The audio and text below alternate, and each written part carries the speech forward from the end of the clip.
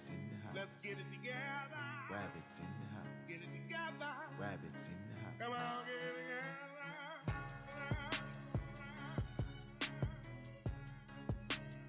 Rabbits in the house. Rabbits in the house. Rabbits in the house. Rabbits in the house.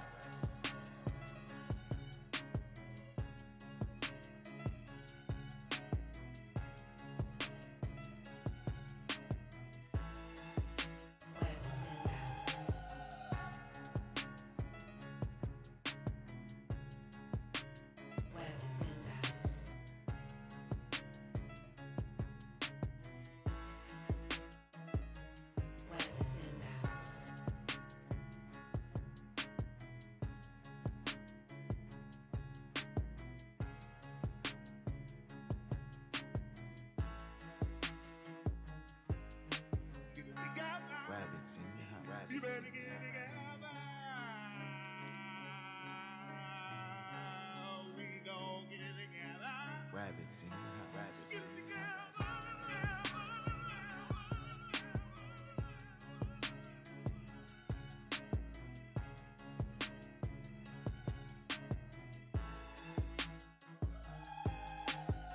Rabbits in the house. Rabbits in the house.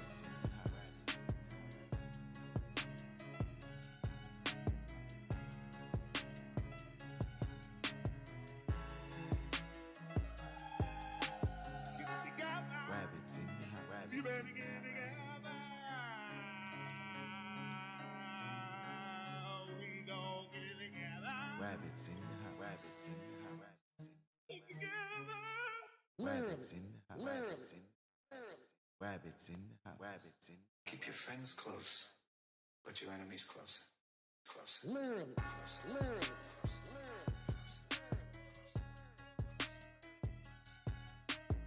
Rabbits in the house. Rabbits in the house. Rabbits in the house. Rabbits in the house.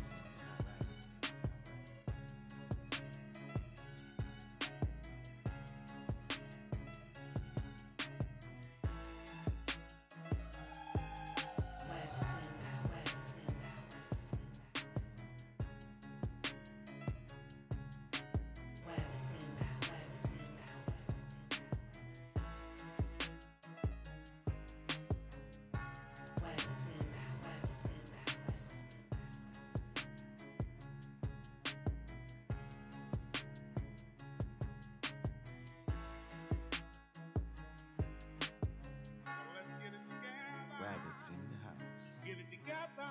Rabbits in the house. Let's get it together. Rabbits in the house. Get it together. Rabbits in the house. Come on, get it together.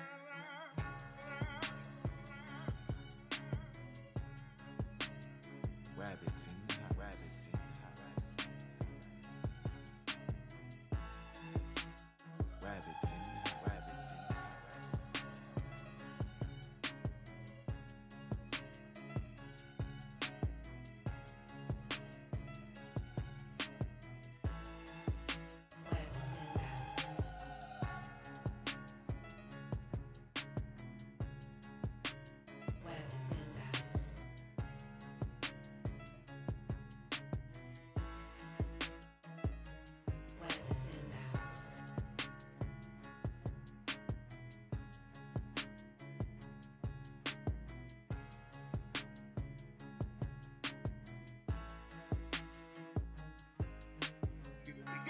Rabbits you better get it together.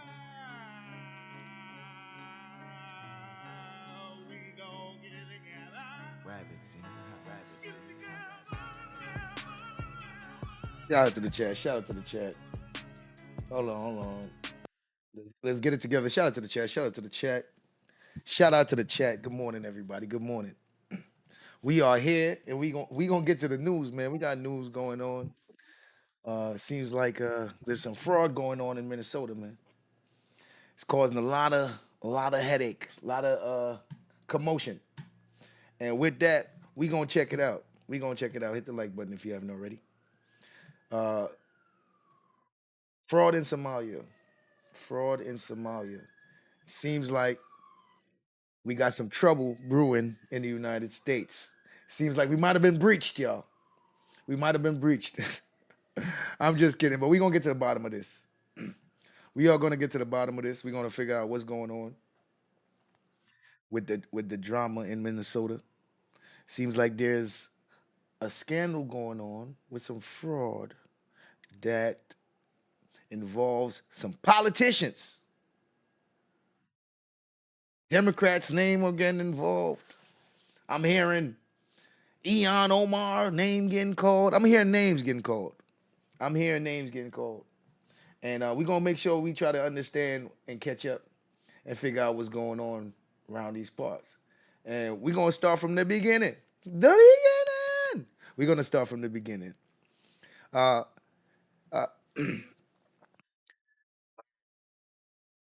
Some operations, immigration operation uncovered some sham marriages and fake death certificates and, these type of things. This was about 2 months ago. So this thing has been brewing. And let's catch up. It's about 2 months ago. This has been brewing. The whole operation where a lot of things were discovered. So a lot of this was on the horizon. We're gonna get a deep dive into these things and what occurred. So there was a press conference 2 months ago where they explained there's a lot of fraud and sham going on out here in Minnesota, in Minneapolis, Minnesota. So we gonna get to the bottom of it. Welcome. We will now start the press conference for Operation Twin Shield. I'll turn it over to U.S. Citizenship and Immigration Services Director Joseph Etlow. Good afternoon, everyone. Thank you all so much for being here. My name is Joseph Edlow. I'm the Director of U.S. Citizenship and Immigration Services. I'm incredibly pleased to be here today to announce the successful conclusion to Operation Twin Shield, an enforcement effort of U.S. Citizenship and Immigration Services with absolutely invaluable support from U.S. Immigration and Customs Enforcement, the FBI, and DEA. I especially want to thank St. Paul Field Office Director Samuel Olson from ICE for being here, as well as Abel Vecino from the FBI for joining us up here today. I also want to thank Jeff Brecht and Mike Kennard from FDNS, as well as Michael Borgen from USCIS. And also want to thank Bill McGinn, our FDNS chief in Kansas City, who was on the ground during the entirety of the operation. Since September 19th, officers from our Fraud Detection and National Security Directorate, working in teams, have conducted over 1,000 site visits across the Minneapolis-St. Paul area as part of this operation. What they found should shock all of America. Focusing on a list of over 1,000 target cases involving more than 900 individuals, our officers encountered blatant marriage fraud, visa overstays, people claiming to work at businesses that can't be found, forged documents, abuse of the H-1B visa system, abuse of the F-1 visas, and many other discrepancies. Yeah, damn. You think with the rise of this whole ICE thing with Trump, that's why this stuff has even got uncovered? Because it probably been going on for a long time and nobody even been looking at it. Over the course of the operation, our officers found indication of fraud, non-compliance, or public safety and national security concerns in nearly a little less than 50% of the cases interviewed. We found troubling patterns with the Uniting for Ukraine program that should have raised serious concerns under other administrations, such as an individual filing to sponsor more than 100 aliens, and organizations sponsoring hundreds. We are continuing to investigate these cases. Some of the other troubling cases that our officers found. In one case, officers identified an alien who had overstayed his visa waiver, who was the son of a known or suspected terrorist on the no-fly list. He had previously been found to have engaged in marriage fraud, which resulted in the denial of several immigration benefit requests. He was arrested and is now presently being returned to his country of origin. In another, an individual admitted to obtaining a fake death certificate in Kenya for just $100 to prove he was no longer married. In reality, his wife is alive, living here in Minneapolis, and is the mother of 5 of his children. And incidentally, he has another wife living in Sweden with whom he has an additional 3 children. In another case, an alien entered the United States without inspection in 2023, was released by Border Patrol. The alien married a U.S. citizen while in removal proceedings and was interviewed at the Minneapolis-St. Paul USCIS field office just last week, where both he and his American spouse stated under oath that their marriage was legitimate. The USCIS officers conducting the interview were suspicious. The site visits were authorized the same day. The American spouse ultimately that afternoon admitted the marriage was fraudulent and entered into solely for immigration purposes and withdrew her petition for that alien. This type of same-day action for interview, from interview to site visit has really never happened before. And I am incredibly impressed and thankful to the diligent work of the agents who made that happen for the first time, but not for the last time. And finally, I wanted to note, in one case, an alien engaged in marriage fraud by taking advantage of an elderly U.S. citizen spouse, including threats and severe neglect. The American spouse was able to divorce the alien with the help of her family and caregivers, but the family still lives in fear of retaliation from the alien over the failed marriage fraud scam.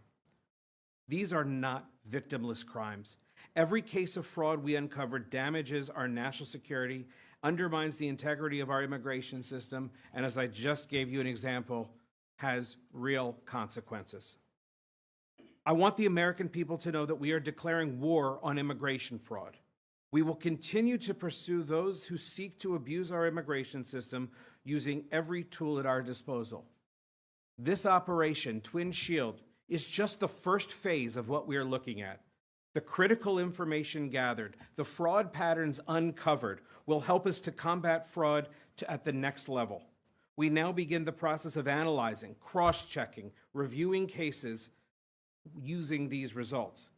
These investigations will help us determine the next steps in many cases. We will be looking at grants of immigration benefits already given. We will be looking at other patterns, and we will be re-examining benefits to determine whether rescission, revocation is appropriate in any of these cases. Additionally, I would say right now that if you seek to commit immigration fraud in this country, you will find yourself meeting with our officers at USCIS. You will meet officers within our federal partners at ICE, CBP, FBI, DEA, whoever is working with us.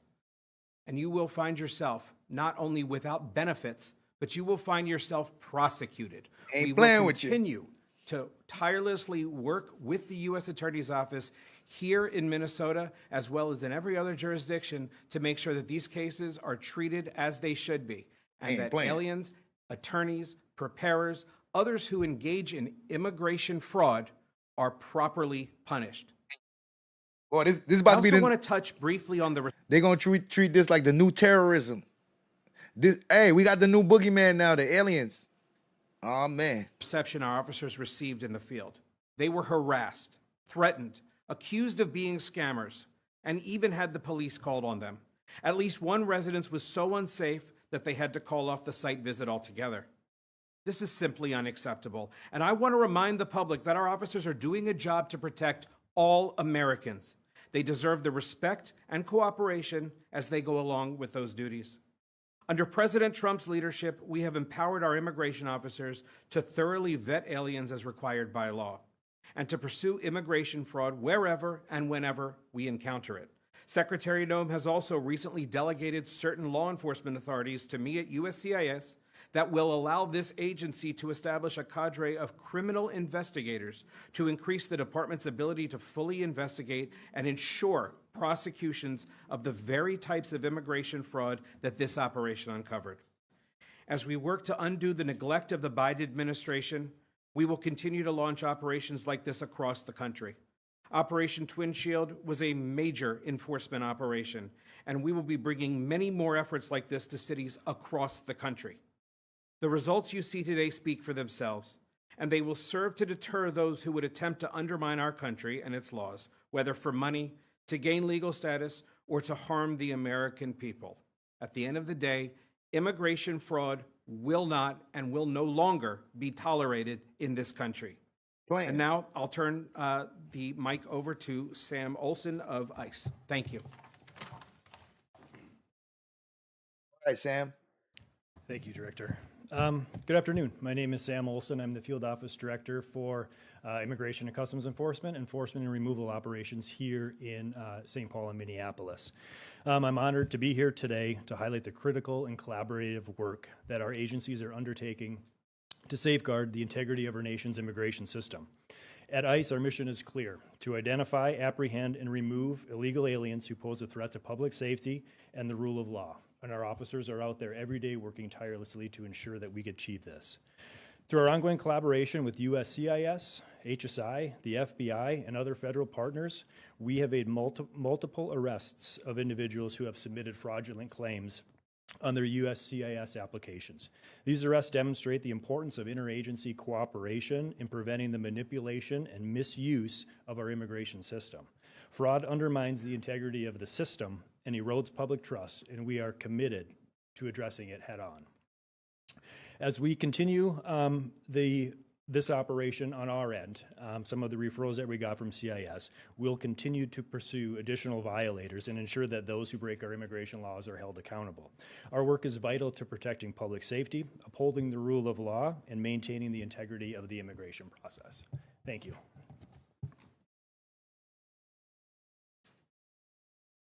Thank you, Mr. Olson. At this time, we'll take your questions. Questions. The so-called sanctuary policies that are now subject of a DOJ lawsuit play a role, in your opinion, in fraud that you encountered?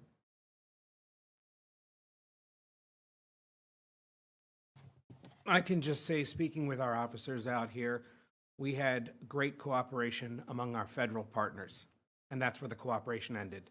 Clearly, Wow. the sanctuary policies did lead to officers having to rely on their fellow federal colleagues in order to maintain officer safety, which is obviously our main, ultimately our main objective, to keep officers safe during these operations. So seems like only the feds is really trying to carry this out for real. Them other agencies ain't really trying to help. And then just as a follow-up, then you mentioned multiple arrests. Can you tell us how many arrests were made and how many might be expected? At this point, I would defer to ICE on specific numbers, but from USCIS, we're still looking. As I said, we're gathering information based on the site visits that we conducted, and we will take additional action as required. Mr. Edlow, Van Sepik with, has anyone been charged?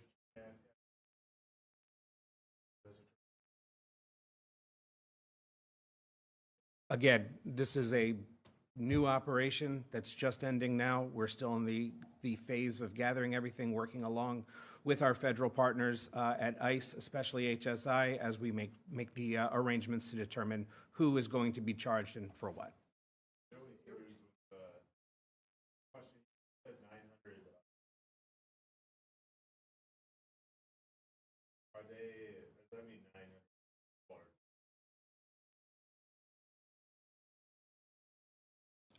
No, 900 people were not detained. As I said, there were over 1,000 target cases that USCIS was looking at based on the data, and those individuals were interviewed, were contacted. In terms of what happened with an individual case, that's done on a case-by-case basis.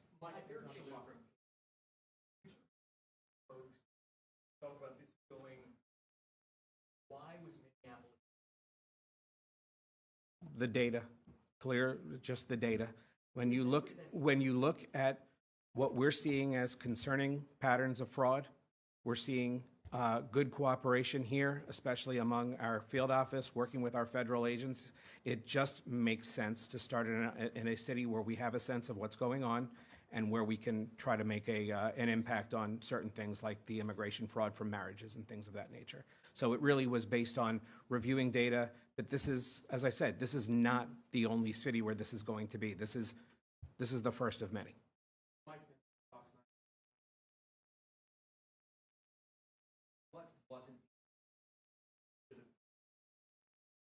Well, you're aware of the CHNV, the parole programs that the previous administration was involved in, bringing people in. People here were allowed to sponsor individuals to come in from certain countries.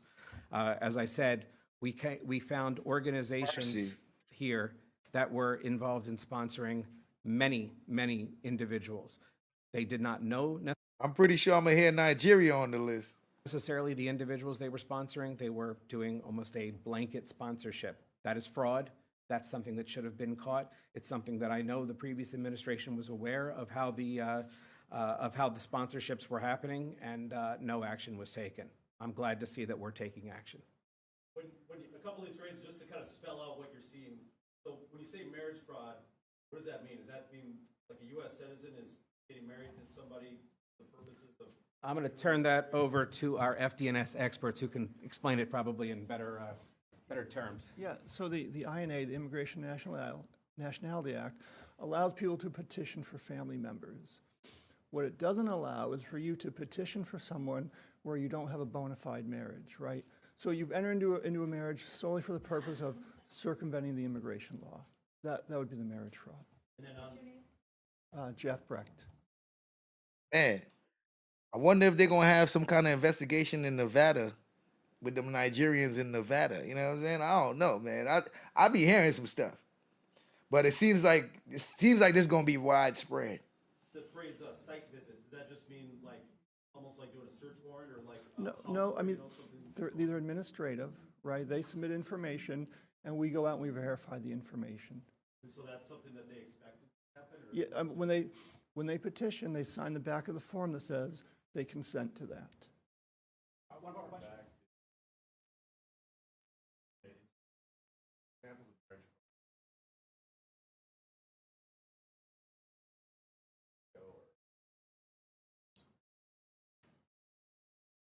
Well, in many regards, it's a lengthy process, right?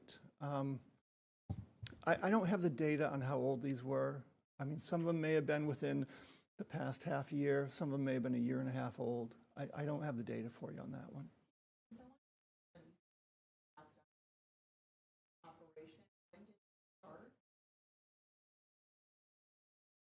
Yeah, the operation started on September 19th. Can you speak at all about the country of origin of the folks that you've been investigating? You mentioned Ukraine. I mentioned United for Ukraine, but it runs the gamut. This was not targeted at any individual country or person. This was done looking only at the data of what we saw as concerning cases involving fraud. Listen, at the end of the day, this is what the government should be doing. We have a responsibility to keep this system legitimate. And when you see what has been uncovered by these diligent officers over the past 2 weeks, less than 2 week period, that's only the tip of the iceberg to what we're actually dealing with when it comes to immigration fraud. That ultimately is, in my opinion, the same thing as a threat to our national security, a threat to public safety, and something that we've got to take seriously. I don't think this would be as newsworthy if this was, the IRS going after tax fraud. No, you all would expect the government to go after tax fraud. Well, you should be expecting the government to go after immigration fraud and benefits fraud the same way that any other fraud is perpetrated against the government. I'm just circling back. You said that you would have to ask somebody else about the number of for the total number of arrests. For the number of apprehensions? Yes. Did you have the numbers on that? I didn't hear the numbers. Numbers, like, we don't get into specific numbers. Right now, there's been multiple arrests, and they're ongoing. There could have been more arrests happening today that I'm not aware of, so I don't want to give you a number. That right now, it's been multiple arrests. Okay. Thank you. Lasted September 19th. More cities are coming. You share what other cities there are, and you talked about data. Can you talk about what data drew you to the list?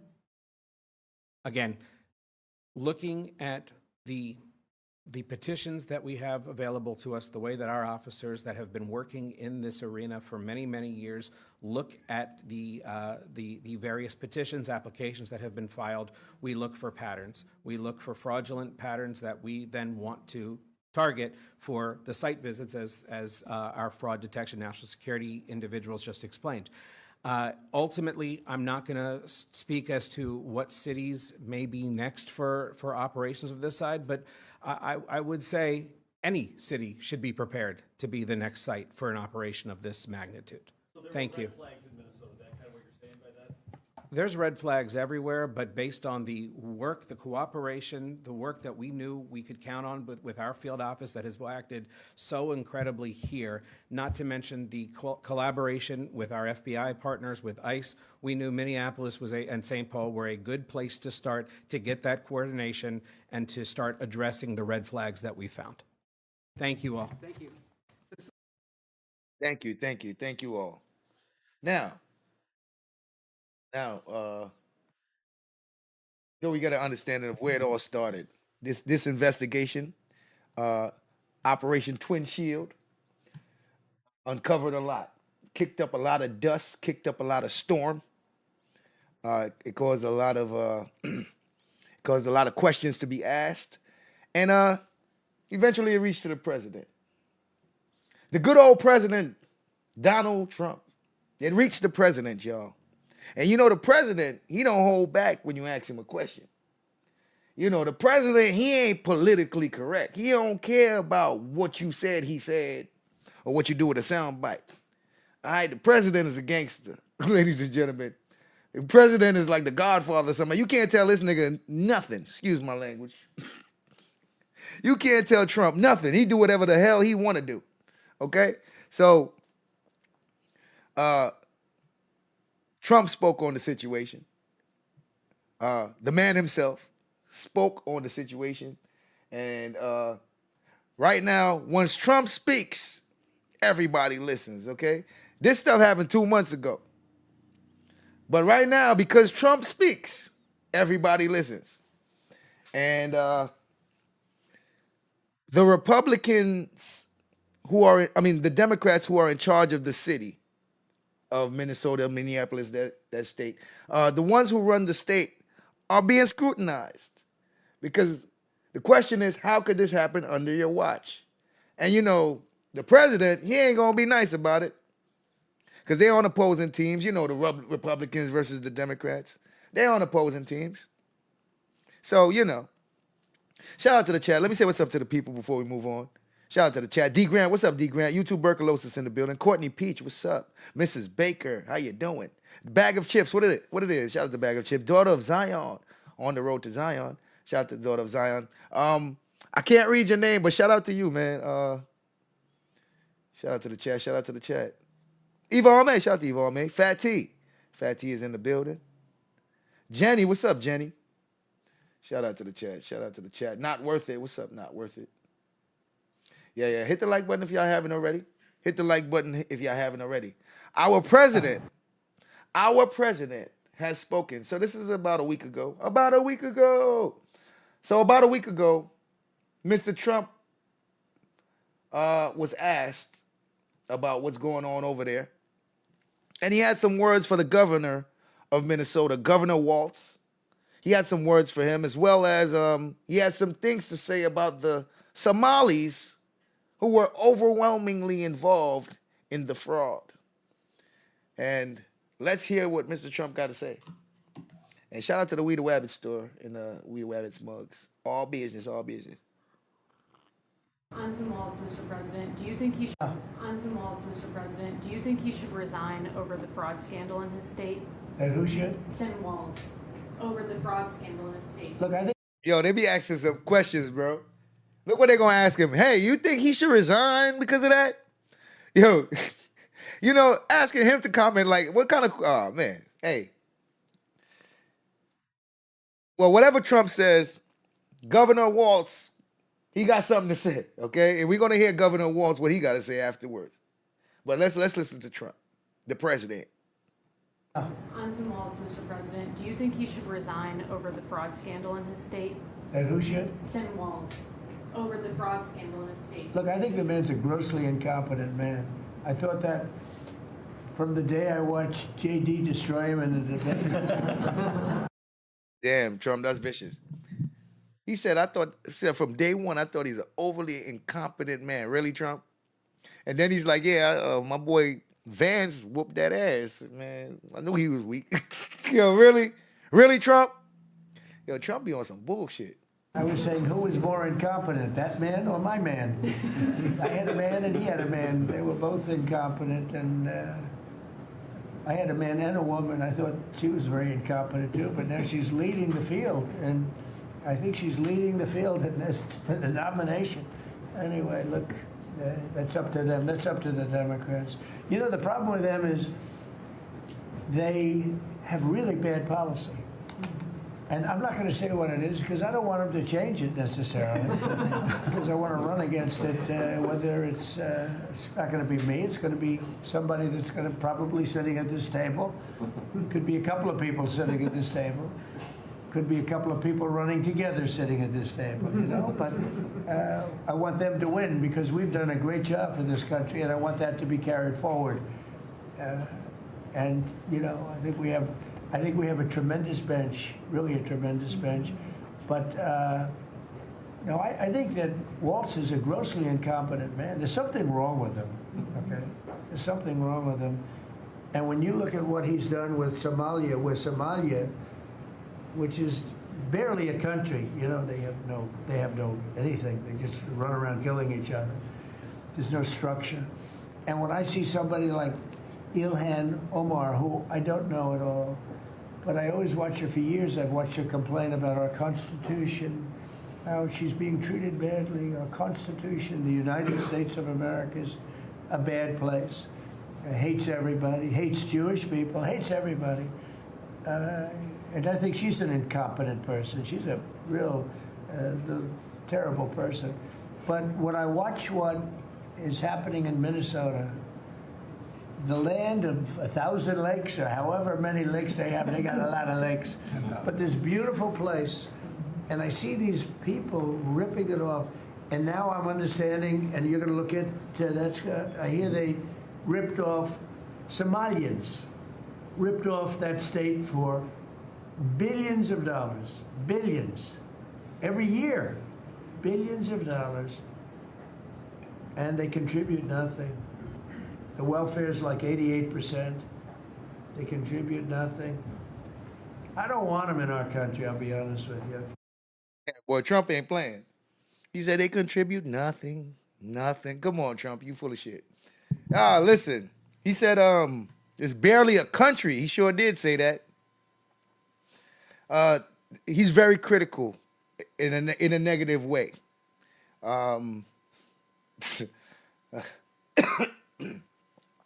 But it is not illegal for him to have these opinions.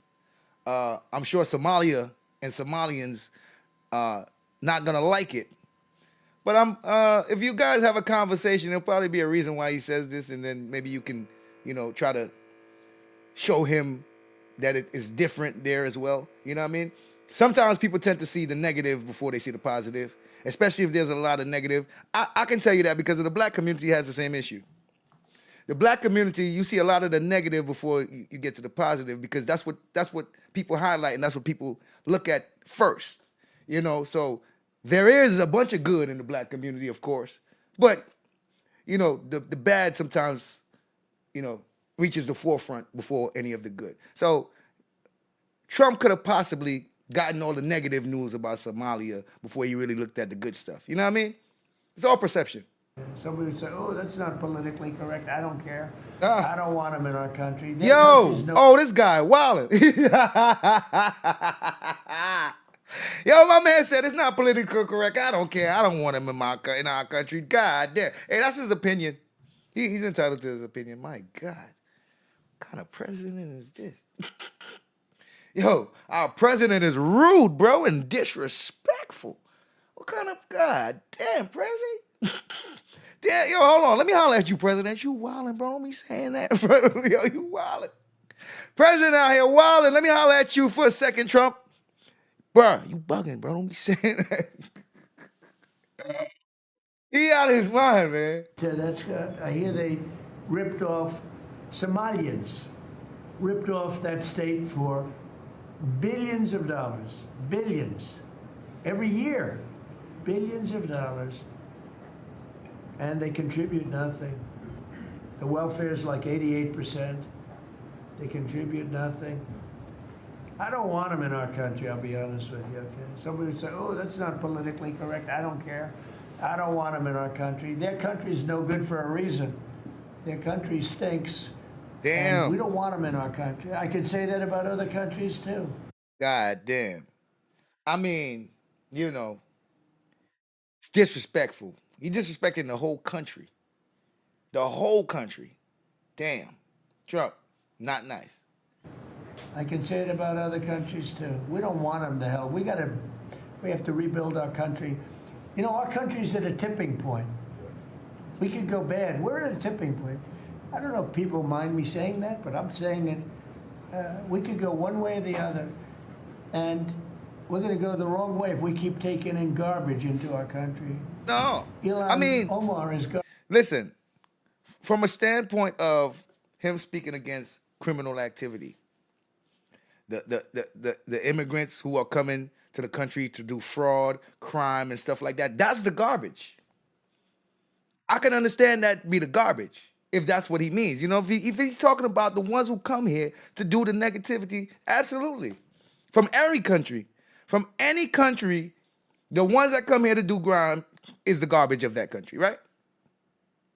The ones that, I could see how he can see that. But if he's talking about just the people in the country, period, no. But these sound bites, bro, you wildin'. Our president is psycho. Garbage. She's garbage. Her friends are garbage. These aren't people that work. These aren't people who keep taking in garbage. I don't know if people mind me saying that, but I'm saying it. We could go one way or the other. And we're going to go the wrong way if we keep taking in garbage into our country. Ilhan Omar is garbage. She's garbage. Her friends are garbage. Oh, this dude wildin'. Hey, you know what? I don't feel so bad about what he said about Somalia because he called Ilhan garbage too. God. Yo, I don't feel so bad. Listen, my man called her garbage and her friends. You know what, Trump? It's all right, man. You good with me. You good with me, man. You know what? I don't think it's personal. I don't think it's personal for the Somalians. He called her. It's definitely not personal, bro. Yeah, he called her garbage and her friends. And we're going to go the wrong way if we keep taking in garbage into our country. Ilhan Omar is garbage. She's garbage. Her friends are garbage. These aren't people that work. These aren't people that say, let's go, come on, let's make this place great. These are people that do nothing but complain. They complain. And from where they came from, they got nothing. You know, they came from paradise, and they said, this isn't paradise. But when they come from hell, and they complain, and do nothing but bitch, we don't want them in our country. Let them go back to where they came from and fix it. Did the president just say bitch? What the fuck is going on here? Did our president just say bitch?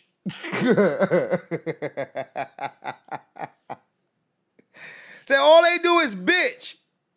God damn. Shout out to the president. Our president is a gangster, ladies and gentlemen. Respect his gangster, man.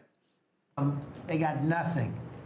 You know, they came from paradise, and they said, this isn't paradise. But when they come from hell, and they complain, and do nothing but bitch, we don't want them in our country. Let them go back to where they came from and fix it. Thank you very much. Damn. Talk about drop the mic. God damn. Hey, he dropped the mic on that one. Yo, boy, Trump is a battle rapper. He got bars.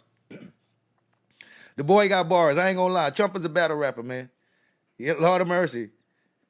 Man. I can't make this stuff up. I can't make this stuff up. But this is a series of events has taken place. Shout out to Keep the Change. Highly favored. Queenie, what's up? Egon Breeze Block, what it is, man. Biz Epstein in the building, what up?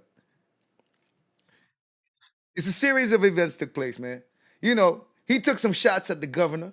Governor Walz, he ain't like that. Governor Walz has some things to say, man. He ain't like that too much. Well, good afternoon, everyone. This is the governor of Minnesota. He responding, all right? He gonna clap back. He gonna clap back. He gonna clap back. All right, this is his clap back to Trump. All right, we heard Trump diss song to Eon and Waltz. Now we about to hear his clap back, y'all. Let's go. Well, good afternoon, everyone. Before we get into the budget, though, I want to start off and address the vile racist lies and slander towards our fellow Minnesotans.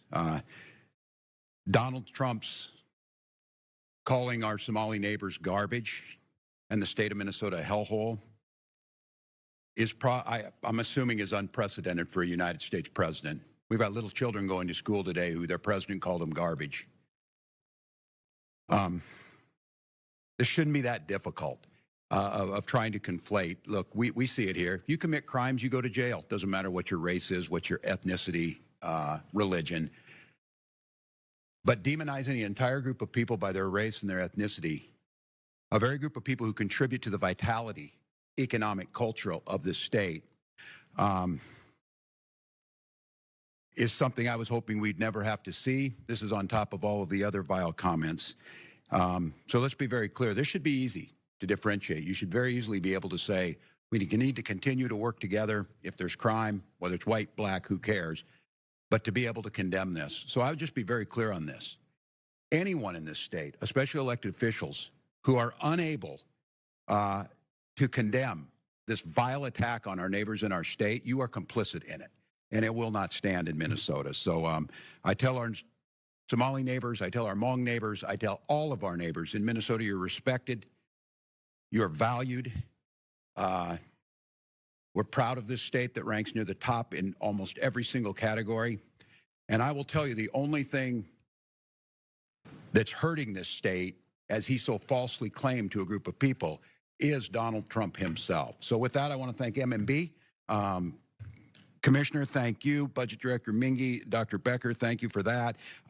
Today, despite a worsening economy nationally, as you've seen, and because of the destabilization of the economy, the tariffs, and a lot of other things going on, Minnesota's financial position is better than when we came last time.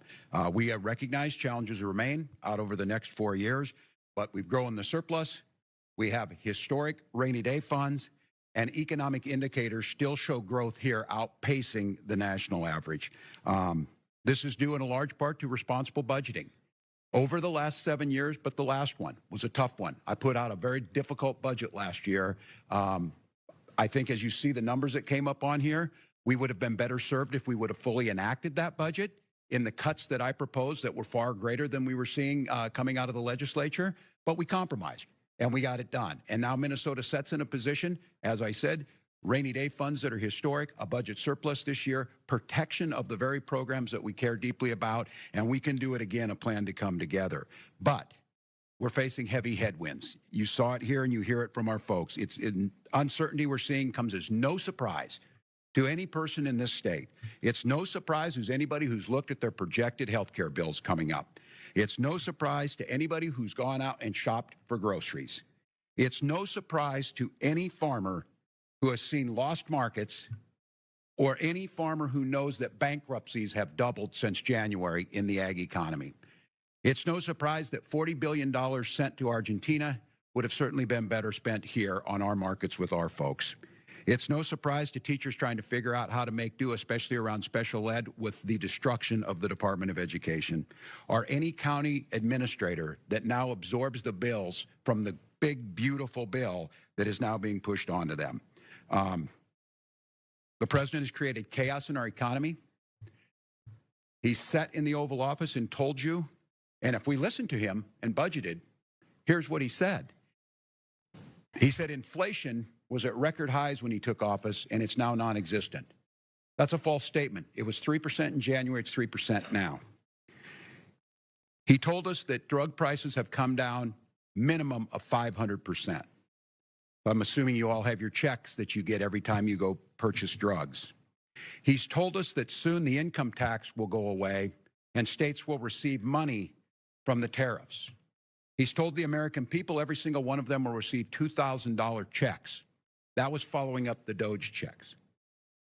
If we were to create a state budget based on what the President of the United States said to the nation in a cabinet meeting, we would have chaos beyond anything that's seen. The good news is that's not going to happen. We're going to do what we've done for 7 years. We're going to sit down together. We're going to budget in the best interest of the people of Minnesota. We are going to invest in the things that make Minnesota rank first in quality of life for our children, near the top in healthcare. All of the things that we measure by while making sure we have long-term fiscal stability. So last year, we made smart, thoughtful decisions, and there were cuts. I'm not going to tell anybody that those were not painful. The growth, especially in the disability waivers, was outpacing where we're at. We made those tough decisions, and that's what puts us in a better place where we were. But as I said last year, that was just the first step. I think over the next coming months, you will see us put out a budget very early into the next year before the session starts that will look very similar, I'm anticipating, to what we were able to do last year. That puts us in a solid position. So look, the uncertainty that's being reflected, the chaos that's coming out of Washington, the things that are happening there, we can't control that. But in Minnesota, we can control the ability to do what we do every single year, create good, solid budgets based on factual data. We're glad to report them. We will continue to try and make government more efficient. We will continue to take and tackle the issue of fraud, of people defrauding the people of Minnesota and the state of Minnesota. We know now that those programs have been paused. We have an independent auditor from the outside. We've enacted new powers that we have to stop payments and to be able to make sure that that snapshot of what's there is. The people who did it will go to prison.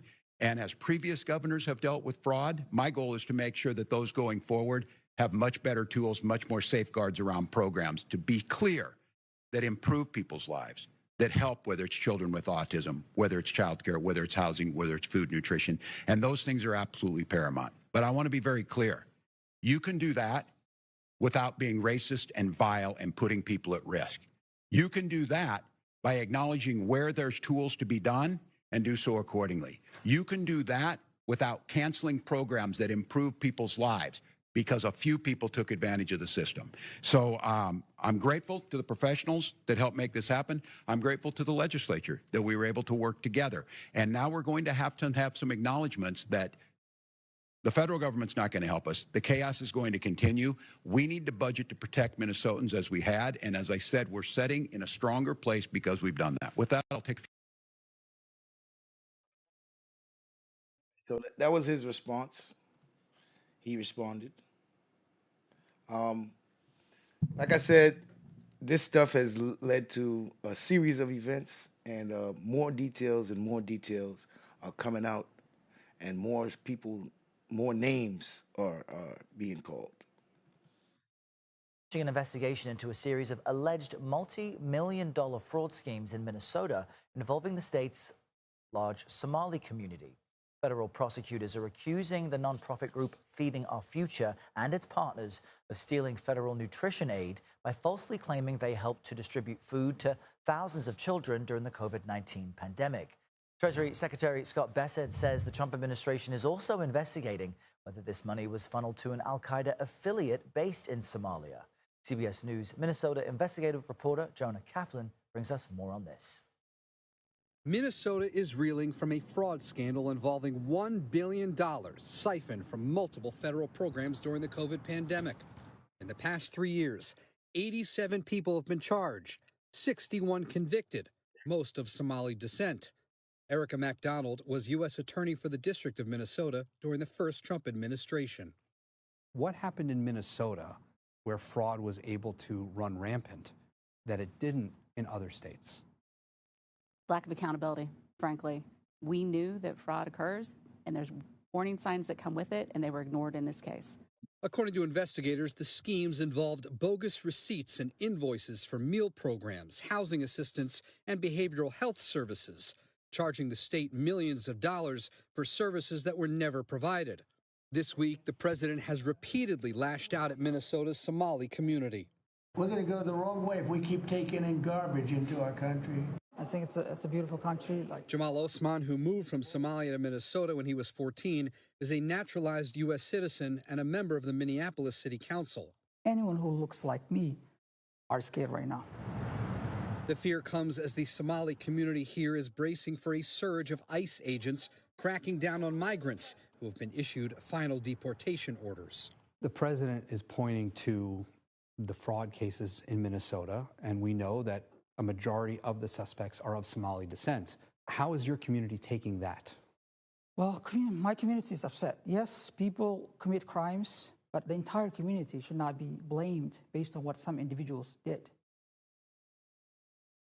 I mean, I'm sure every one of them not Republicans doing on a that. House Oversight Committee in Washington announced in a news release they're launching their own investigation into the fraud in Minnesota and whether some of that money, that stolen taxpayer money, could have made its way to terrorists overseas. But Errol, I spoke with several federal investigators, and they say there's no evidence that happened. Instead, they say the fraudsters actually pocketed the money for themselves and spent it on things like cars, trips, houses, and diamonds, among so much more.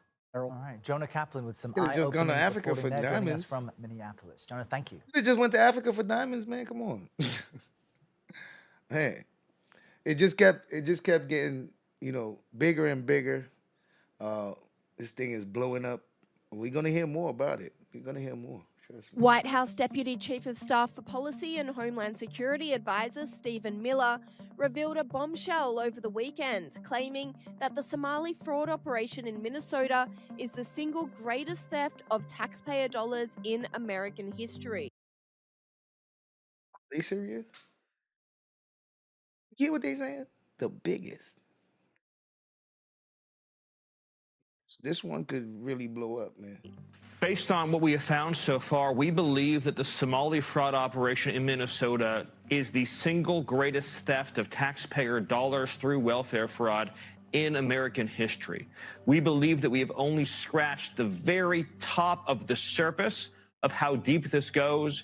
And you're familiar with all the scams with pretending that children have autism who are not in fact autistic, with pretending to enroll people in food programs when in fact nobody was ever enrolled, and engaging in massive fraud, lying, and theft and grift on a scale we've never seen before in American history.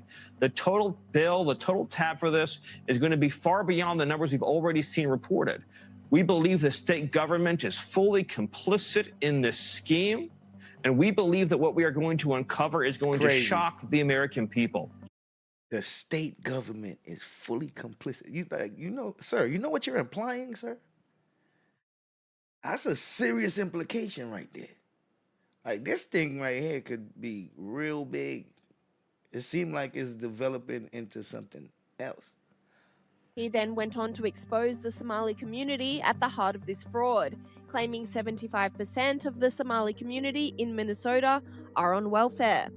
Look, based on the records that we already have, and this is a significant undercount, by the way, 75% of the Somali population in Minnesota is on welfare. But that's likely a significant undercount of just how much of a financial burden the Somali refugee population is imposing on this country. Crazy to say. Online commentators blasted the governor of Minnesota. I mean, that's crazy to say. I mean, damn, what are you trying to say when you say that? I mean, I don't, like, bro, I don't. It sound like something, right? It sound like it's terrible, but it's like, come on, bro. How much? Right? Like, how much of them? How much people is it for real? You say 75% of 10 people, you'd be like, damn. Tim Walz for failing to act whilst leading the state at the time of the fraud, with commentator Nick Sauter saying, "No way Walz didn't know, not a chance." Fox News deep dove into this further, revealing Tim Walz and Ilhan Omar were photographed with Somalis convicted in the fraud scheme. Oh. Yo, these photos, it don't even mean that you know these people, right? But just somebody might see you and ask for a picture and stuff because you're a public figure. And then they be like, yo, you know this person, you in the picture with them. I don't know. But man, this don't look good.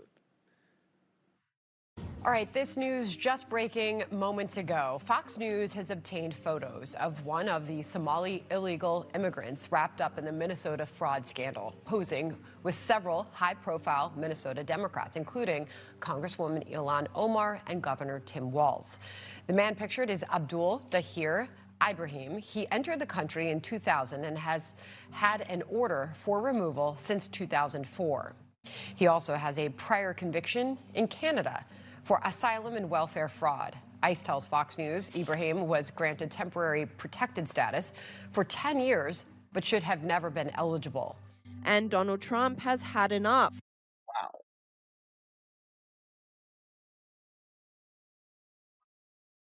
Unleashing on the Somali community. And they contribute nothing. The welfare is like 88%. They contribute nothing. I don't want them in our country, I'll be honest with you, okay? Somebody would say, oh, that's not politically correct. I don't care. I don't want them in our country. Their country's no good for a reason. Their country stinks, and we don't want them in our country. I could say that about other countries, too. I can say it about other countries, too. We don't want them to hell. We have to rebuild our country. You know, our country's at a tipping point. We could go bad. We're at a tipping point. I don't know if people mind me saying that, but I'm saying it. We could go one way or the other, and we're going to go the wrong way if we keep taking in garbage into our country. Ilhan Omar is garbage. She's garbage. Her friends are garbage. These aren't people that work. These aren't people that say, let's go, come on, let's make this place great. These are people that do nothing but complain. They complain. And from where they came from, they got nothing. You know, they came from paradise, and they said, this isn't paradise. But when they come from hell, and they complain and do nothing but bitch, we don't want them in our country. Senator Scott Bessent doubled down, exposing how the fraud took place. A lot of money has been transferred from the individuals who committed this fraud, including those who donated to the governor, donated to Representative Omar, and donated to A.G. Ellison. But they've been transferred to something called MBSs. And those are... Mortgage-backed security? No, What do you mean? Sorry? Transferred to what? These are money the Bureau services, and they are wire transfer organizations that are outside the regulated banking system. And that money has gone overseas. And we are tracking that both to the Middle East and to Somalia to see what the uses of that have been. And the Administrator for Centers of Medicare and Medicaid Services, Dr. Mehmet Oz, claims the Walz administration turned a blind eye to the fraud in order to secure votes. When did Dr. Oz become a politician? Dr. Oz speaking on stuff? It's crazy. It's true. A Somali fraud ring in Minnesota stole over $1 billion from Medicaid. How did this happen? Well, Medicaid programs are run by the states, which in Minnesota means the Tim Walz administration. Governor Walz and the state's other Democrats rely on Somali votes to get elected, so they decided to look the other way because they were afraid of, quote-unquote, political backlash. Don't take my word for it. That's what a Somali-American fraud investigator told the New York Times. When these scammers realized that nobody was guarding the cash register, they went gangbusters. One program designed to provide housing stabilization assistance to patients ballooned to $104 million, when 4 years ago it was projected to cost only $2.6 million. Some of these taxpayer funds may have even ended up in the hands of a Somalian terrorist group. Scary stuff. When CMS became aware of the housing program situation, Minnesota insisted it could clean up its own mess. A few months ago, it admitted it could not. So we stepped in to shut down the fraud-infested housing initiative. But whilst Republicans are slamming Ilhan Omar, she is claiming the Somali community are also the victims. Of the 87 people charged, all but 8 are of Somali descent, and that has added to the spotlight. 87 minus 8, so that's 78, 79. God damn, man. Shit. Almost. That's pretty much all of them. all the people arrested is damn near Somalis, pretty much. Being put specifically on your community. Charged, all but 8 are of Somali descent. And that has added to the spotlight being put specifically on your community. Why do you think this fraud was allowed to get so widespread? Well, I want to say, this also has an impact on Somalis because we are also taxpayers in Minnesota. We also could have benefited from the program and the money that was stolen. And so it's been really frustrating for people to not acknowledge the fact that we're also, as Minnesotans, as taxpayers, really upset and angry about the fraud that has occurred. This commentator called out Omar, saying, "So the people running the scheme are now the victims. This is some impressive spin." And whilst the Republicans are launching a full-scale investigation into the fraud, Tim Walz is deflecting to Trump's health. Well, here we got a guy on Thanksgiving where we spent time with our families, we ate, we played Yahtzee, we cheered for football or whatever. This guy is apparently in a room ranting about everything else. This is not normal behavior. It is not healthy.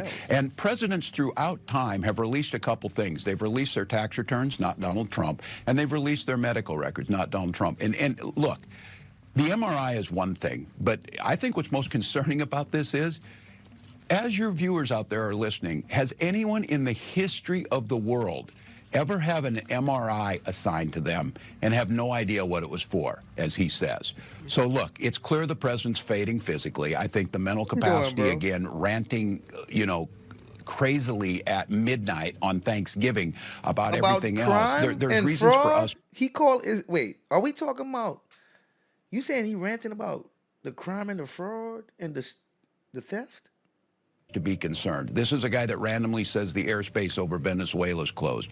He's ruminating on if you could win a nuclear war. Look, this is a serious position. It's the most powerful position in the world. And we have someone at midnight throwing around slurs that demonize our children. And at the same time, he's not solving any of the problems. So I'm deeply concerned that he is incapable of doing the job. Shout out to the chat. Rumorville, what's up, Rumorville?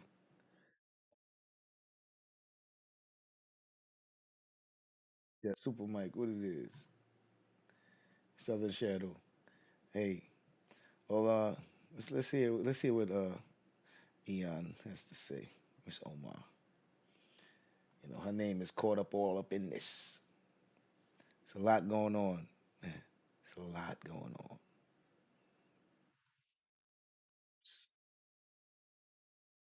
And we're joined now by Minnesota Democratic Congresswoman Ilhan Omar. Welcome to the program. Thank you, Margaret. We have a lot to get to with you, but I want to pick up on where the Treasury Secretary just left off.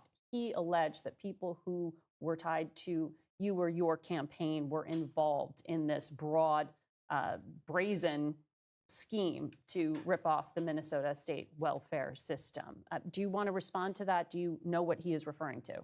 I really don't, and I don't think the secretary himself understands what he's referring to. We obviously had people who were able to donate to our campaign that were involved. We sent that money back a couple years ago. And actually, I was one of the first members of Congress to send a letter to the Secretary of Ag asking them to look into what I thought was a reprehensible fraud that was occurring within the program. So this was, just for our audience, the Biden-era Justice Department called it the largest COVID fraud scheme in the country. And this was pocketing COVID-era welfare funds, more than $1 billion in taxpayer money that was stolen. It was pretty shocking. Of the 87 people charged, all but 8 are of Somali descent. And that has added to the spotlight being put specifically on your community. Why do you think this fraud was allowed to get so widespread? Well, I want to say, this also has an impact on Somalis because we are also taxpayers in Minnesota. We also could have benefited from the program and the money that was stolen. And so it's been really frustrating for people to not acknowledge the fact that we're also as Minnesotans, as taxpayers, really upset and angry about the fraud that has occurred. Mm-hmm.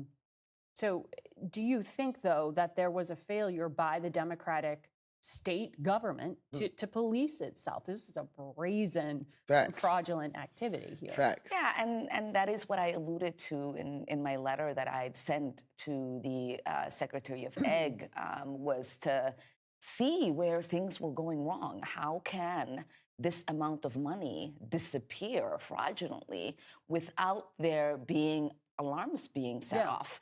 And it is something that, we have to continue to investigate. We have to continue to ask those questions. Because, as you know, one of the initial defenses by the organization at the heart of the fraud, Feeding Our Future, was to claim the probe was due to racism. Do you think that this was all about negligence, or that it was like political fear of alienating the Somali community? So you have to remember that the woman who led the program is a Caucasian woman. And that was her way of making sure that this would continue to happen by using whatever rhetoric that was available to her.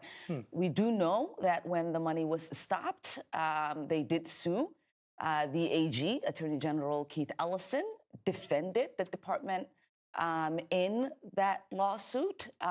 It was a judge that said it should continue, that money should continue to go out.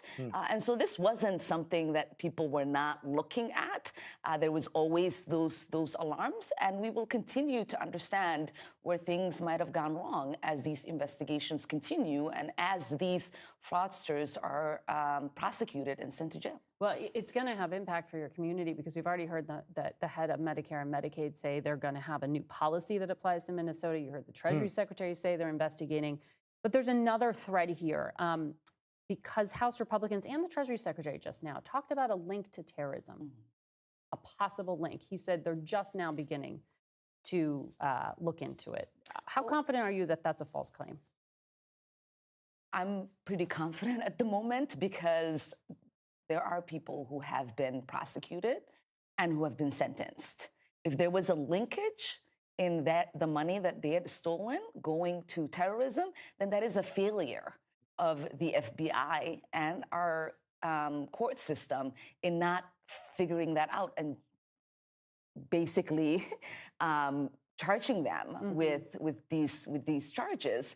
And so I do know that for many years, this sort of like alarm that there is money being transferred through the airport in bags and going to terrorism that accusation has always existed. There's never been here and there in those accusations. But if that is the case, if money from US tax dollars is being sent to help with terrorism in Somalia, we want to know. And we want those people prosecuted. And we want to make sure that that doesn't ever happen again. So there are 80,000 people of Somali descent in your state, but the president has been very focused. All right, we got a number, 80,000 Somalians in Minnesota. Not just on them, but on you. In this extraordinary cabinet meeting, he said Somalis, quote, come from hell. They complain and they do nothing but bitch. Take a listen. These are people that do nothing but complain. They complain. And from where they came from, they got nothing. We don't want them in our country. Let them go back to where they came from and fix it. These are like sound bites. I don't like this media be killing.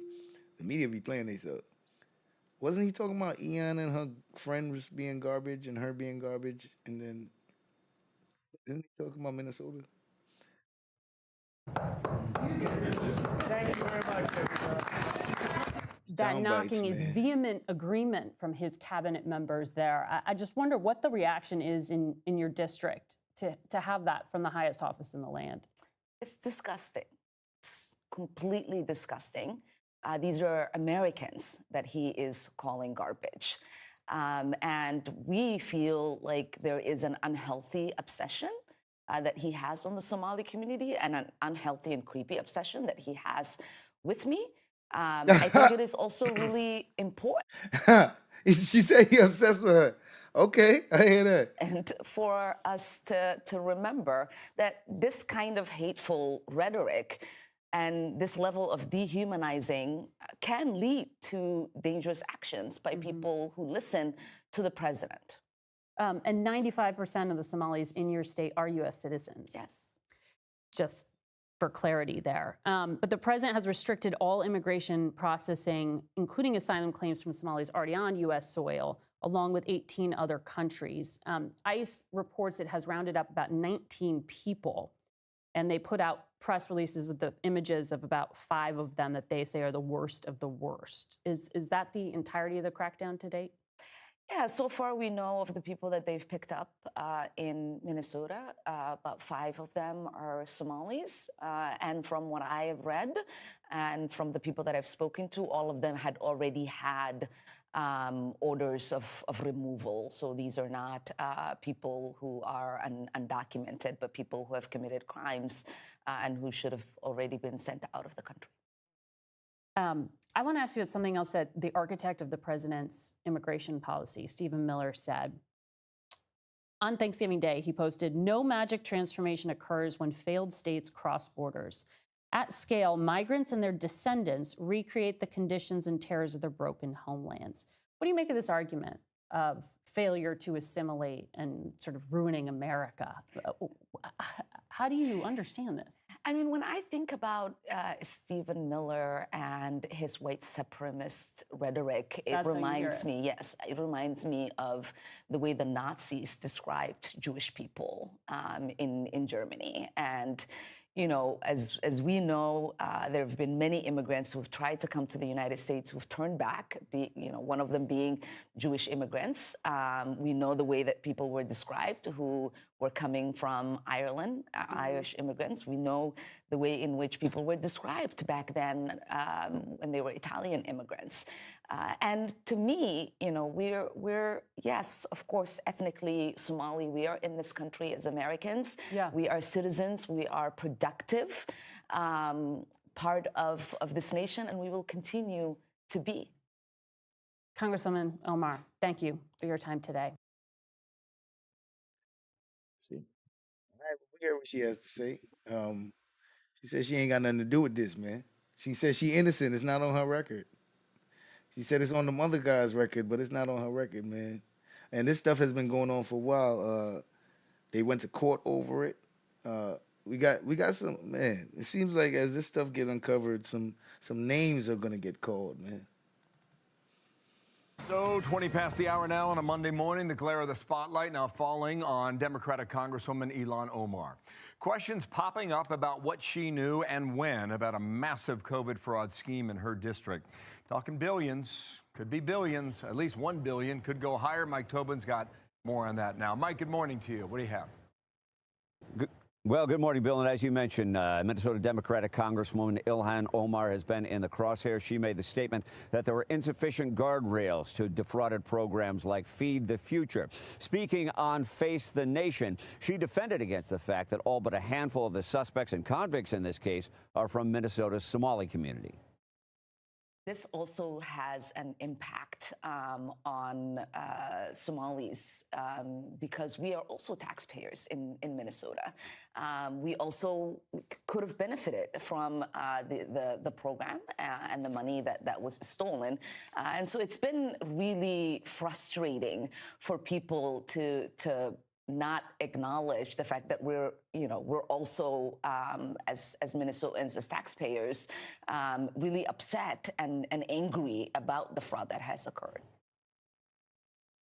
Analysts with whom we have been speaking say it's unlikely Omar would not have some exposure to the corruption. She introduced a legislation that created the program that was defrauded to the tune of $250 million. Wow.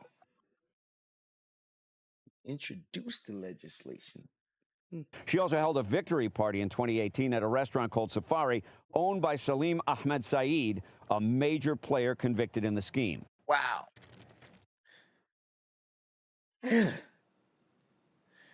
Woo. Eon. Man. It's not looking good. It's looking like you got to have known somebody.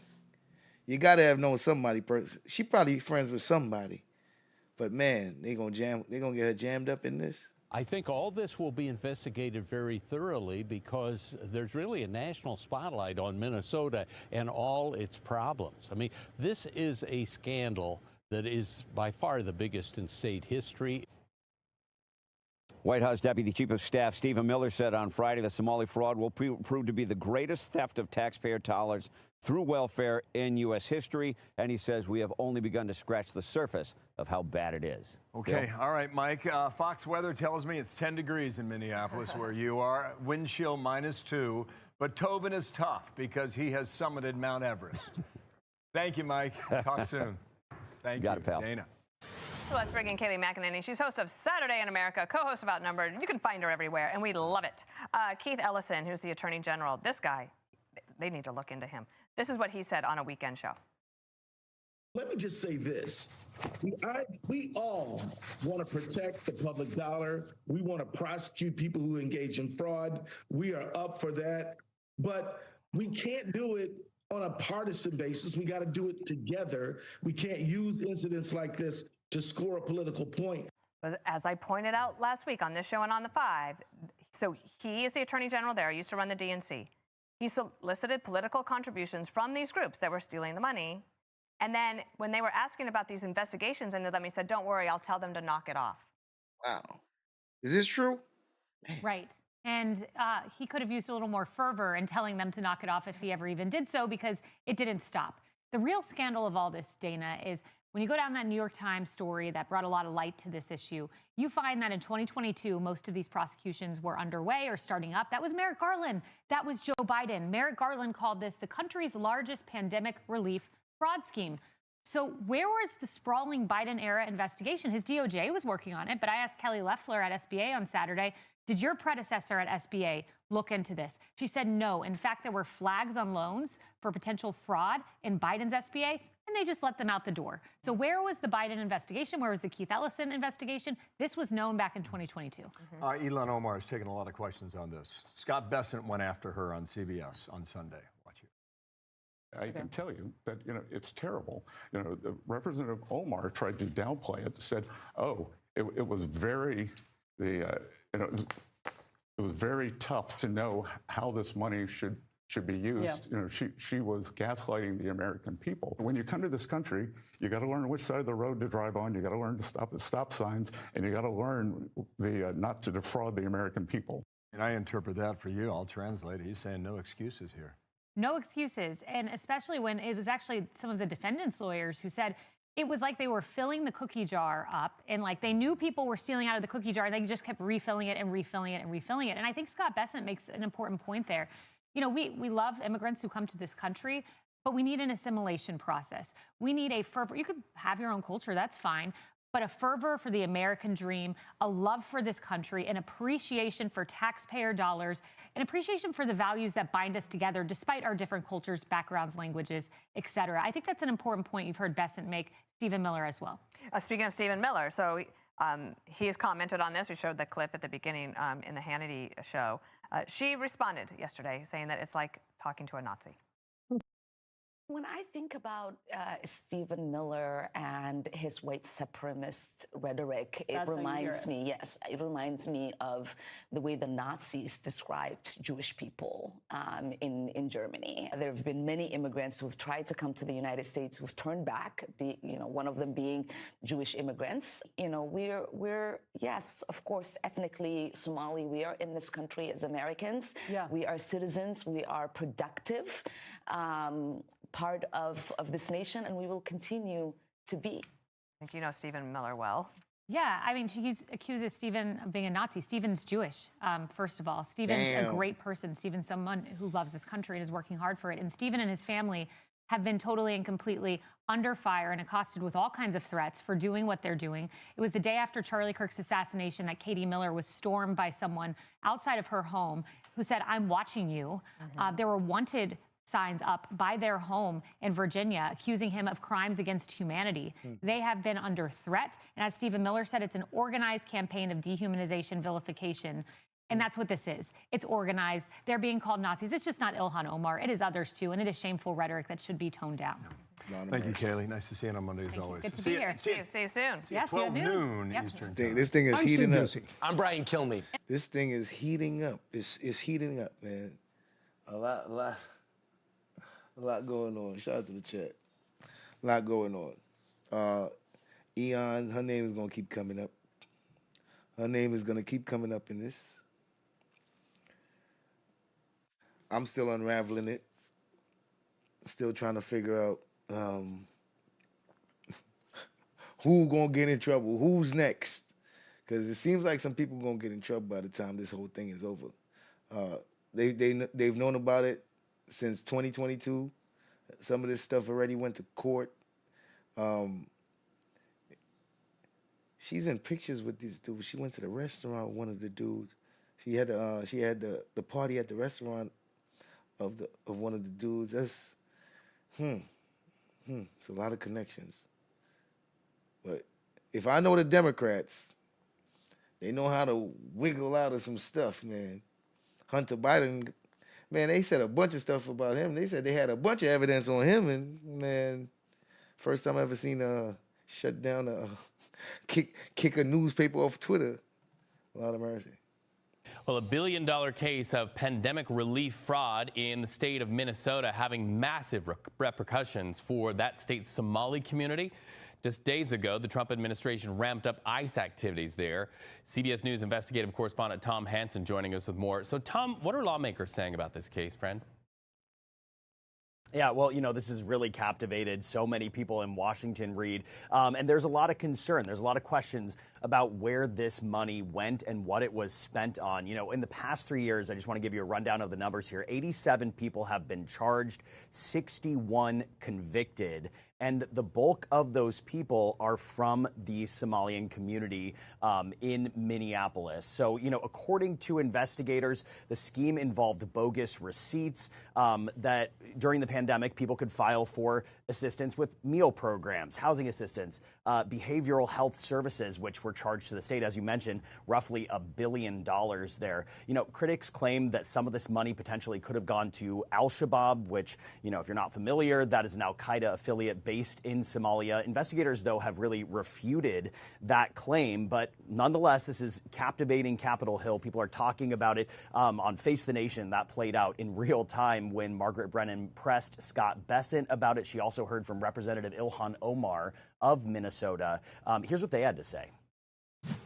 A lot of money has been transferred from the individuals who committed this fraud, including those who donated to the governor, donated to Representative Omar, and donated to A.G. Ellison.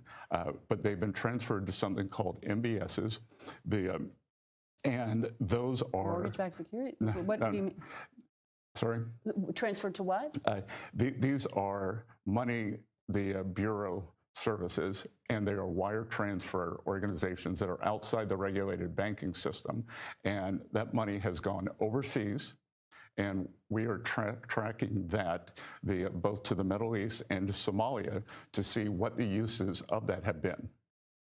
If there was a linkage in the money that they had stolen going to terrorism, then that is a failure of the FBI and our court system in not figuring that out and basically charging them with these charges. But if that is the case, if money from U.S. tax dollars is being sent to help with terrorism in Somalia, we want to know. Yeah. And we want those people prosecuted. And we want to make sure that that doesn't ever happen again. So you can see the big question here is, where did that money go? You know, we have an incredible reporter on the ground for WCCO, our Minneapolis-owned and operated station, Jonah Kaplan. He says that he spoke to federal investigators who say that the money mainly went to the fraudsters themselves. We're talking houses, cars, jewelry, things of that matter. But nonetheless, this is really raising some serious questions over a pretty mind-blowing scandal unfolding in Minnesota, Reed. Tom Hansen, thank you so much for that report. Where did the money go? We ain't talking about no little bit of money. We supposed to be able to find that. We supposed to be able to find that. They ain't talking about no little bit of money. I think some people scrambling right now, trying to cover their tracks, and all this stuff is going to put some people in trouble. It seemed like a lot of people got rich. This morning, the Department of Homeland Security linking multiple Democratic lawmakers in Minnesota to an illegal Somali national arrested as part of the immigration crackdown there. Abdul Dahir Ibrahim entered the U.S. in 1995 after being deported from Canada, where he was charged with welfare and asylum fraud. He had been living in Minnesota despite an order by an immigration judge for his removal back in 2004 because of his extensive history of fraud charges. He was finally arrested by ICE agents last week. DHS did post these pictures online of Ibrahim with multiple Democrats they say have allowed him to keep living in the U.S. under sanctuary policies, including failed Minneapolis mayoral candidate Omar Fattah, Congresswoman Ilhan Omar, and Governor Tim Walz. At the same time, the Centers for Medicare and Medicaid Services is threatening to cut off funding to Minnesota over concerns of fraud in the state. It's true. A Somali fraud ring in Minnesota stole over $1 billion from Medicaid. How did this happen? Well, Medicaid programs are run by the states, which in Minnesota means the Tim Walz administration. Governor Walz and the state's other Democrats rely on Somali votes to get elected, so they decided to look the other way because they were afraid of, quote-unquote, political backlash. Our message to Walz is clear. Either fix this in 60 days or start looking under your couch for spare change, because we are done footing the bill for your incompetence. Governor Walz is also He said, look under your couch for spare change, Lord of mercy. So under investigation by the House Oversight Committee. Last week, Chair James Comer gave him a December 17th deadline to provide documents and records related to the investigation. I'm about to get in trouble. I'm Matt Gelka in Washington, where the president went on a disparaging rant against the Somali community in Minnesota this week. Sure as the did. state prepares It for was a new ICE disparaging. crackdown. Immigration and Customs Enforcement launched an operation reportedly targeting Somali nationals in the Minneapolis-St. Paul region of Minnesota Wednesday. The new enforcement coming after the president ripped into the Somali community. I don't want them in our country, I'll be honest with you, okay? Somebody would say, oh, that's not politically correct. I don't care. I don't want them in our country. Their country's no good for a reason. Their country stinks, and we don't want them in our country. I could say that about other countries, too. Minnesota is home to the largest Somali community in the country, and the Trump administration is investigating a $1 billion fraud claim in the state where public assistance tax dollars have allegedly been funneled to terrorist organizations based in Somalia. Trump targeted Somali-American Congresswoman Ilhan Omar in his rant. We're going to go the wrong way if we keep taking in garbage into our country. Ilhan Omar is garbage. She's garbage.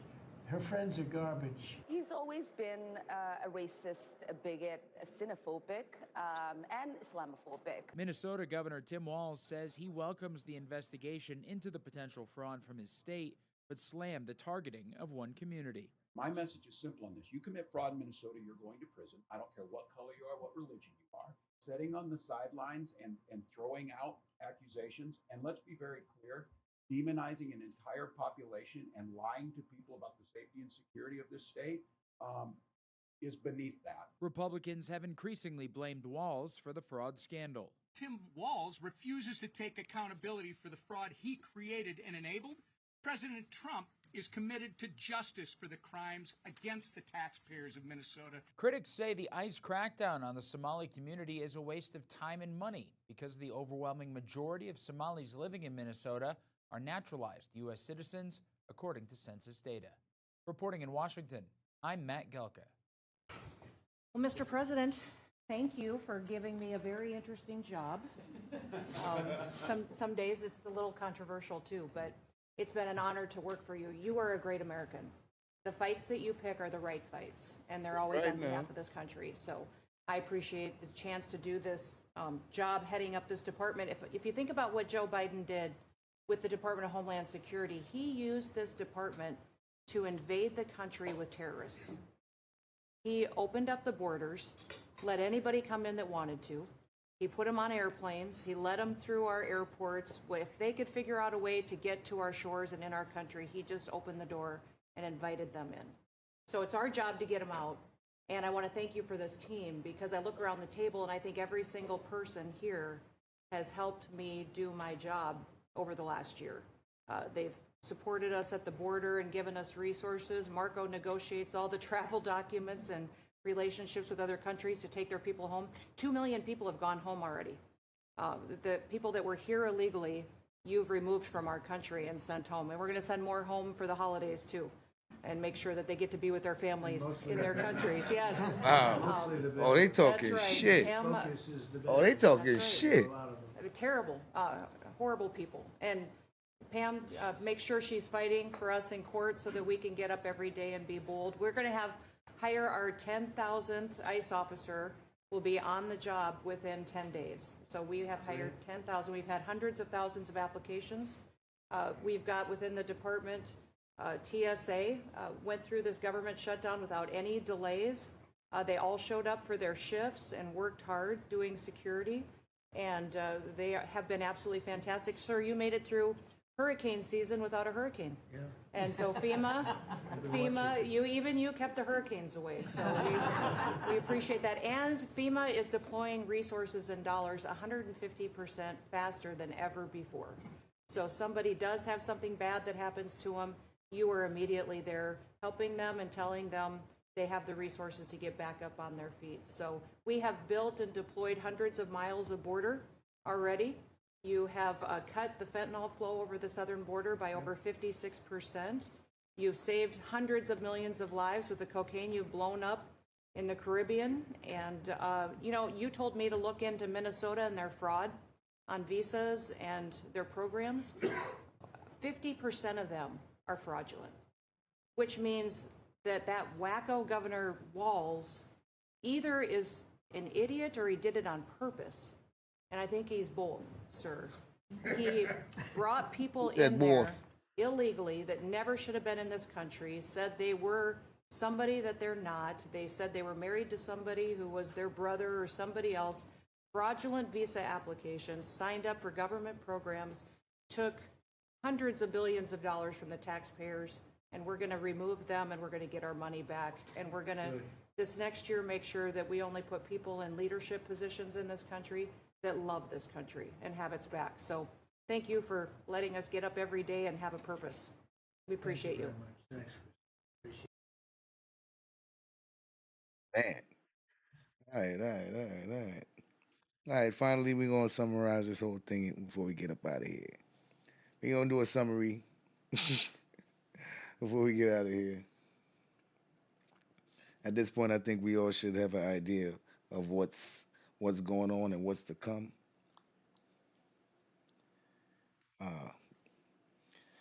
This one seems like it's going to be a big one.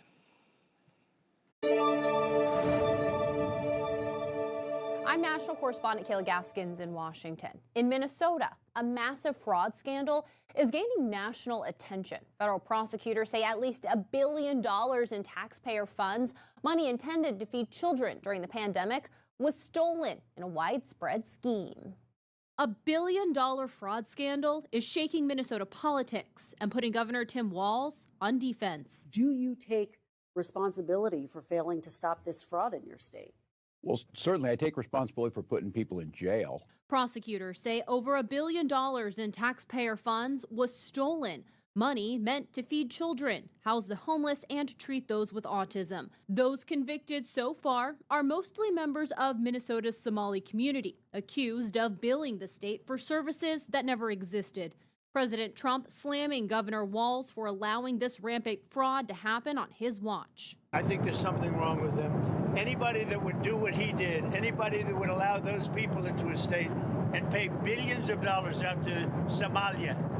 We give billions of dollars to Somalia. I will note, it's not just Somalis. Minnesota is a generous state. Minnesota is a prosperous state, a well-run state. We're AAA bond rated, but that attracts criminals. The first fraud charges came in 2022 against Feeding Our Future, accused of using taxpayer money for luxury cars and real estate instead of food for kids. But state officials had raised red flags 2 years earlier, questioning suspicious invoices. The New York Times reports the group pushed back, warning the state that delaying approval for minority-owned businesses would lead to a racism lawsuit.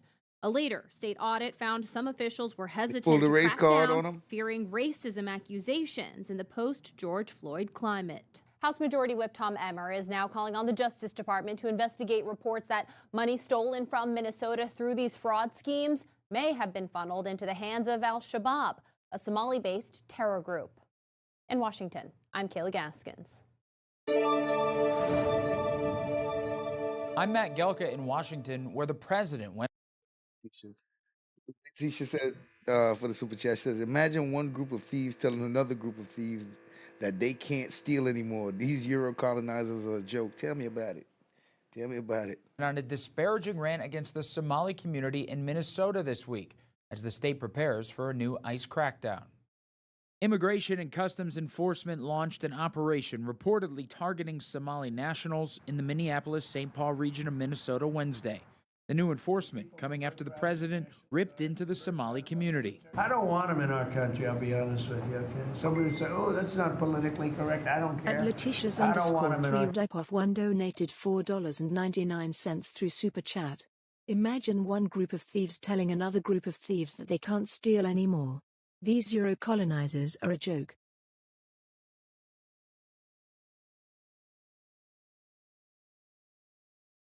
Their country is no good for a reason.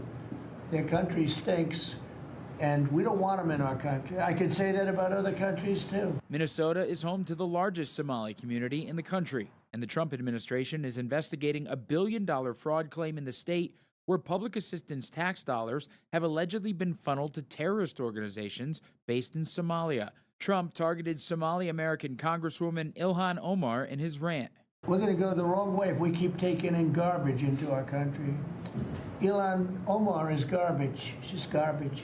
Her friends are garbage. He's always been a racist, a bigot, a xenophobic, and Islamophobic. Minnesota Governor Tim Walz says he welcomes the investigation into the potential fraud from his state, but slammed the targeting of one community. My message is simple on this. You commit fraud in Minnesota, you're going to prison. I don't care what color you are, what religion you are. Sitting on the sidelines and throwing out accusations, and let's be very clear, demonizing an entire population and lying to people about the safety and security of this state is beneath that. Republicans have increasingly blamed Walz for the fraud scandal. Tim Walz refuses to take accountability for the fraud he created and enabled.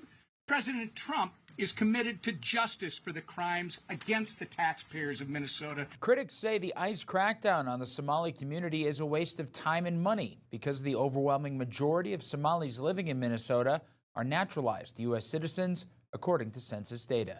Reporting in Washington, I'm Matt Gelka.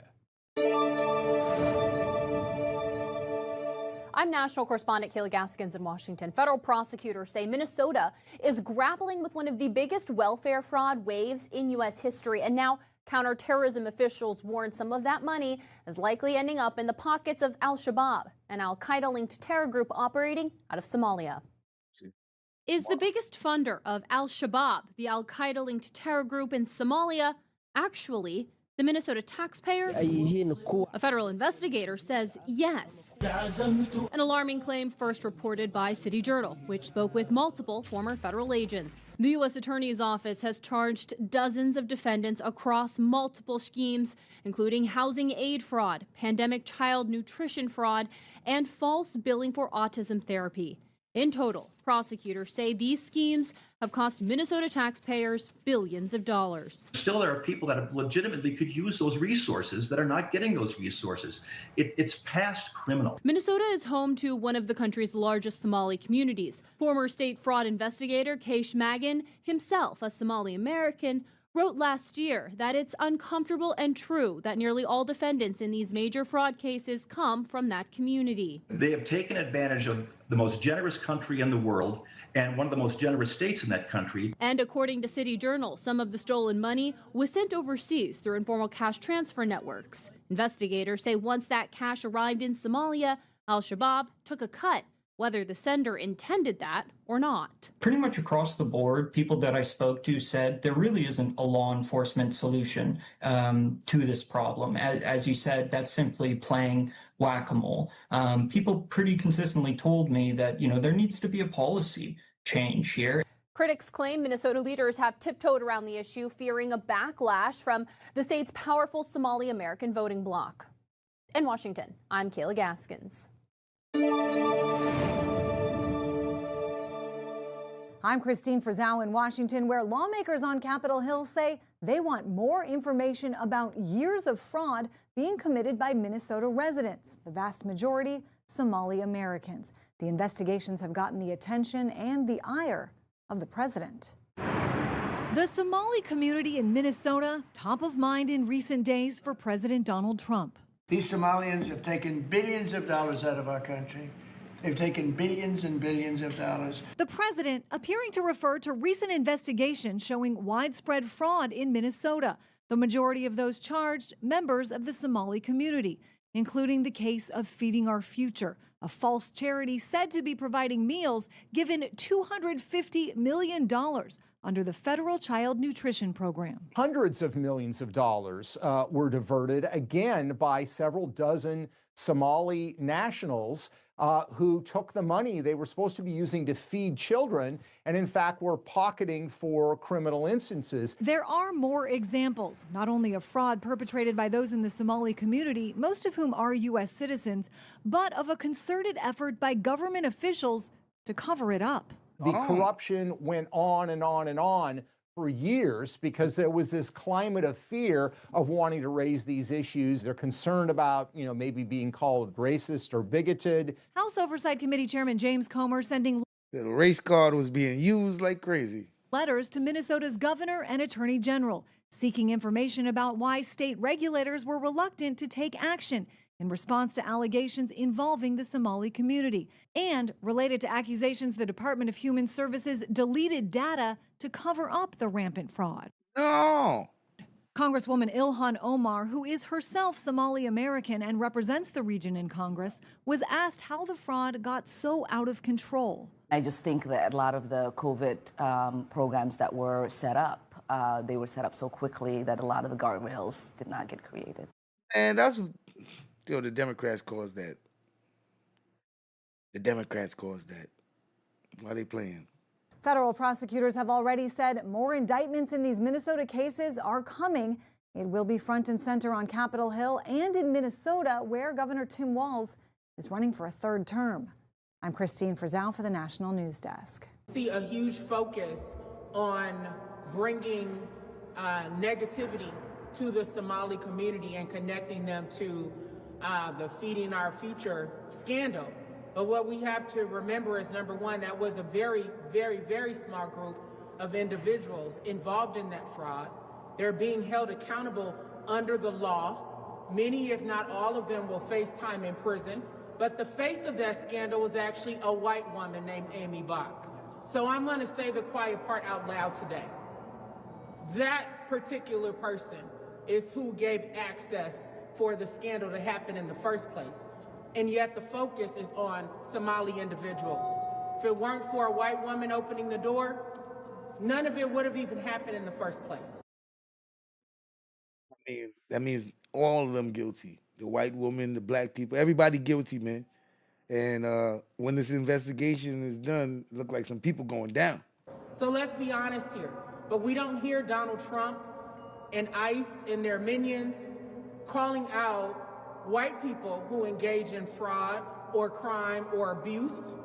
And I'm from a community that has unfortunately been impacted as a result of white people's crimes against black people that have gone unrecognized, that have never been addressed, and where we continue to be mistreated and stereotyped, even though our community for decades upon decades have been the ones who have suffered as a result of white privilege, white power, and white supremacy. He's wrong, and we want them here. Somali people have been an extraordinary benefit. I'll say it again. Somali people have been a benefit to our city for longer than I have been in our city. They have started businesses and created jobs. They have added to the cultural fabric of what Minneapolis is. They were welcoming to me when I first came out to Minneapolis. In fact, they were one of the first groups that I myself got to know. To, again, villainize an entire group is ridiculous under any circumstances. And the way that Donald Trump is consistently doing it, I think calls into question major constitutional violations.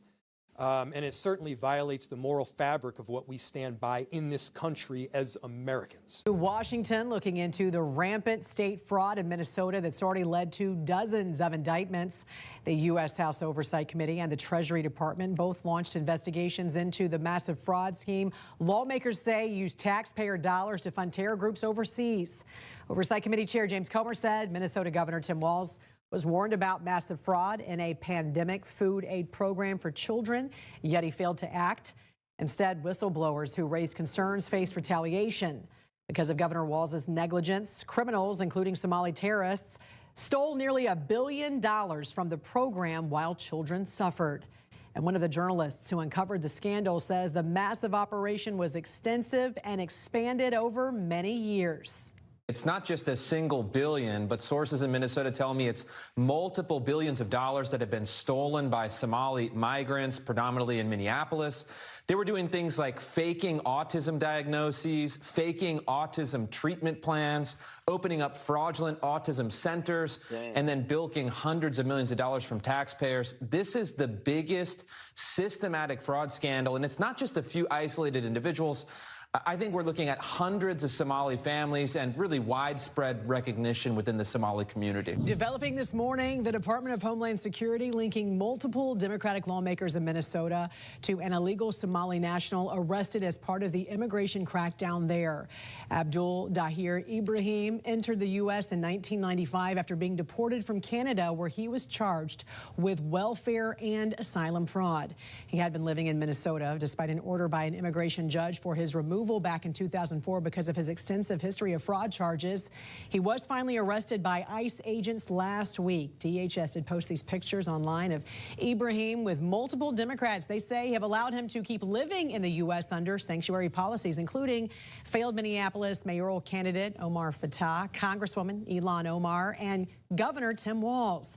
At the same time, the Centers for Medicare and Medicaid Services is threatening to cut off funding to Minnesota over concerns of fraud in the state. It's true. A Somali fraud ring in Minnesota stole over $1 billion from Medicaid. How did this happen? Well, Medicaid programs are run by the states, which in Minnesota means the Tim Walz administration. Governor Walz and the state's other Democrats rely on Somali votes to get elected, so they decided to look the other way because they were afraid of, quote-unquote, political backlash. Our message to Walz is clear. Either fix this in 60 days or start looking under your couch for spare change, because we are done footing the bill for your incompetence. Governor Walz is also under investigation by the House Oversight Committee. Last week, Chair James Comer gave him a December 17th deadline to provide documents and records related to the investigation. Hey, listen, this stuff is growing. This stuff is we're gonna see what happens. We're gonna see what happens. So so far, we've learned that this stuff isn't new. They knew about it. A lot of this stuff was able to happen during COVID. Seems like there have been some cover-ups. There's a white woman at the head of the organization of that program. Eon Omar and a couple other Democrats, including Mr. Walls over there, is buddy with one of the dudes that's part of the scheme. It's it seems like there's a lot more to come with this, and Trump ain't playing with y'all. Trump ain't playing with y'all. Them ICE raids, they that lady said we about to send them home to their families for the holidays. I said, God damn, she made it sound like it's good. I don't think they trying to go back right now. You think they're here to replace us? Man, it's crazy. Crazy. But funding the terrorism, that's gonna become a problem. Homeland Security gonna have to step in. So, everybody's on it right now. FBI, DHS, everybody's on this right now. ICE,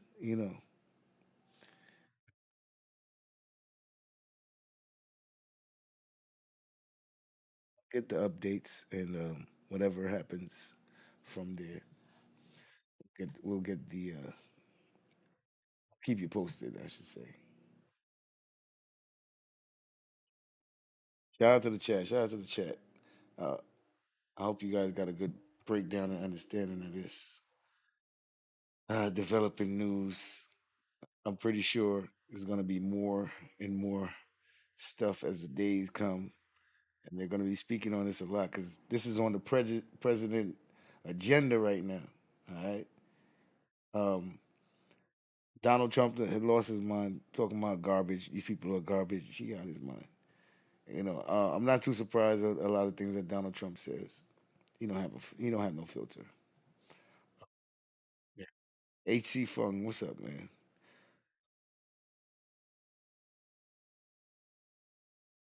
75% on welfare is a lot. It's a lot. It's like it sounds like they come here to go on welfare. That's what that sounds like. I don't know. This is new to me. It's making national news, so a lot of people are gonna be looking into it now. And now they got a lot of eyes on them. So what's in the dark is gonna come to the light. And I'll be here looking.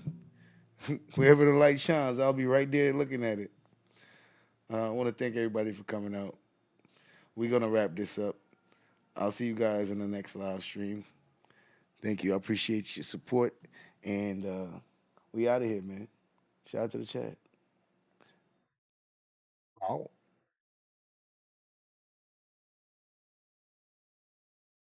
Need an outro song. I ain't got one yet. Bye. All right, see y'all. I'm out of here.